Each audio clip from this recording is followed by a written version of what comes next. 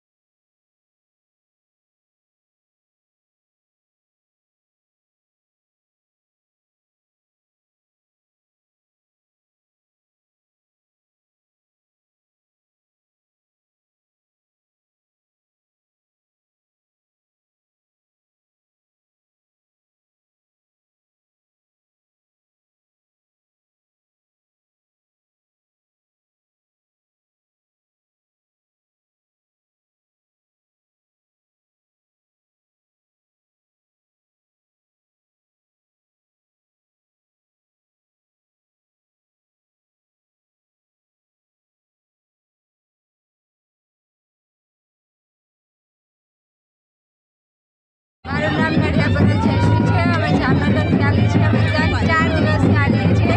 રાઉટીમાં અમે ઘણી બધી સેવાઓ આપીએ છીએ અને બહુ મજા આવે છે। ઘણા બધા એવી સેવાઓ કરે છે, બહુ એટલે બહુ સારી સેવાઓ કરે છે। ઘણાને મુશ્કેલીઓ પડે છે, પણ એના માટે ઘણા બધા સેવાઓ કરવા માટે આવે છે। એનો બહુ આભાર, એને બહુ સારું કરે છે કામ। દ્વારકાધીશના મંદિરમાં આવીને તમને કેવું લાગ્યું બેન? અમે દ્વારકાધીશના એક્સાઇટેડ છીએ કે જલ્દી હવે દ્વારકાધીશના દર્શન થાય। 20 કિલોમીટર આગળ છે, બસ હવે જલ્દી એમ થઈએ કે હમણાં બહુ નજીક જ છે, બહુ જલ્દી પૂરું થાય છે। 20 કિલોમીટર છે, જલ્દી પૂરું થશે। જય દ્વારકાધીશ। આયોજન અમે છેલ્લા ઘણા સમયથી કરીએ છીએ, જેમાં હજારો પદયાત્રીઓ આવે છે, જેને અમે જમવાની અને પાણીની તેમજ ઠંડા પીણાની સગવડ પૂરી પાડીએ છીએ। અહીંયાના નિર્જન વિસ્તારમાં આજુબાજુના ઘણા કિલોમીટરમાં ક્યાંય પણ માણસોને પીવાનું પાણી નથી મળતું, એટલા માટે થઈને અમે એક આયોજન કરેલું હતું, જે અમે સતત 6 દિવસથી ચલાવી રહ્યા છીએ અને આજે અમારા કેમ્પનો આ છેલ્લો દિવસ છે। અમે અમારા ફાયર ડિપાર્ટમેન્ટ અને અમારા સ્ટાફ મેમ્બર જે એક્સપાયર થઈ ગયા હતા એક્સિડન્ટમાં, એના સ્મરણાર્થે આ કેમ્પ અમે આયોજન કરેલ હતો, જેનો અમે પૂરેપૂરો અમારા સ્ટાફ મેમ્બર અને દરેક સભ્યોનો સાથ સહકાર લઈ અને કાર્ય કરેલ છે અને દરેક ટીમ મેમ્બરે અમને દરેક અમારા ડિપાર્ટમેન્ટના સભ્યોએ ખૂબ સહકાર આપ્યો અને આ કાર્યને સફળ બનાવ્યું। એ બદલ હું દરેકનો આભાર માનવા માંગુ છું।